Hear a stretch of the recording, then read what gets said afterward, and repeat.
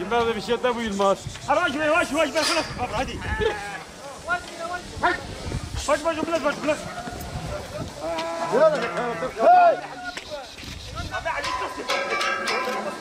Bismillahirrahmanirrahim.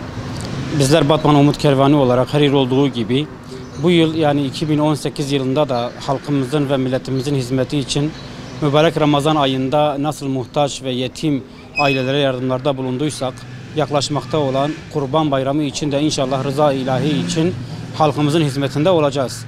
Batman Umut Kervanı kurulduğu günden bugüne kadar fakir ve muhtaç ailelerin umudu olmuş ve bu anlamda her dönem veya içinde bulunan şartlara göre mağdurları sevindirmek, yetimlerin yüzlerinde hoş bir tebessüm oluşturmak için Kurban Bayramı hazırlıklarına başlamış bulunmaktayız. Bu bağlamda kurbanlık hayvan temini, kesimi, parçalanması, nezih ve temiz ortamlarda bunların muhafazası, fakir ve muhtaç ailelere dağıtımı konusunda çalışmalarımıza bugün itibariyle start vermiş bulunmaktayız.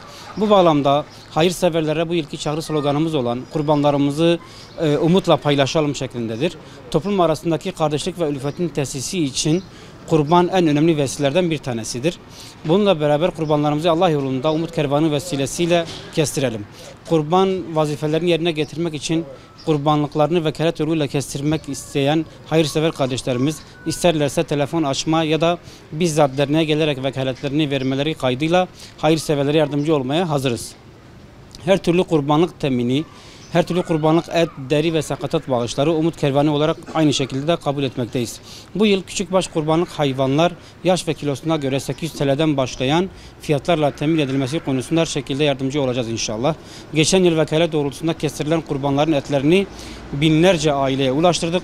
Bu yılda inşallah et fiyatlarındaki artışı da göz önünde bulundurarak yine aynı şekilde binlerce aileye kurban eti ulaştırmayı hedefliyoruz.